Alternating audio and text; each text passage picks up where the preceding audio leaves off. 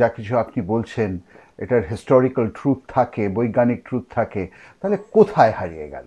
জ্ঞান কোথায় গেল? হারিয়ে যায়। আমাদের নতুন করে stem cell research, genetic research, artificial intelligence, এই যে এসিটা আমাদের এই ঘরটাকে ঠান্ডা রেখেছে, যার জন্য আমরা আজকে কথা বলতে পারছি, এগুলো তো সব 100 বছরের আবিষ্কার। আসলে হারিয়ে কিছুই যায়নি, সমস্তটা আমরা ভাবছি বোধহয় লুপ্ত হয়েছে, না, সুপ্ত হয়ে গেছে।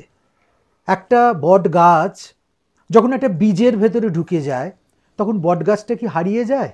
হারিয়ে যায় না, ওই বীজের মধ্যে সে সুপ্ত হয়ে যায়। ওই বীজটা আবার যখন পোঁতা হয়, তখন দেখা যায় সেখান থেকে আবার ওই রকম বড় বিরাট বটবৃক্ষেরই জন্ম হচ্ছে। ধর্ম আর বিজ্ঞান হাত মেলাতে পারে না কেন? পারে না একদল স্বার্থপর অর্ধশিক্ষিত ধর্মগুরুদের জন্য, আর একদল অশিক্ষিত বিজ্ঞানীদের জন্য। অশিক্ষিত বিজ্ঞানী মানে? যারা বিজ্ঞানের ছুঁচিবাইতে পড়ে যায়, সব কিছুকেই তারা কেবলমাত্র বস্তুগত দৃষ্টিতেই দেখতে থাকে, তারাও সেই অশিক্ষিত বিজ্ঞানী। আর যারা ধর্মীয় মৌলবাদে পড়ে যায়, যারা হেঁসেলের মধ্যে ধর্মকে ঢোকানোর চেষ্টা করে, টিকি আর তিলকের মধ্যে ধর্মকে ঢোকানোর চেষ্টা করে, তারা হচ্ছে সেই সব বিশ্বাসঘাতক ধর্মগুরু।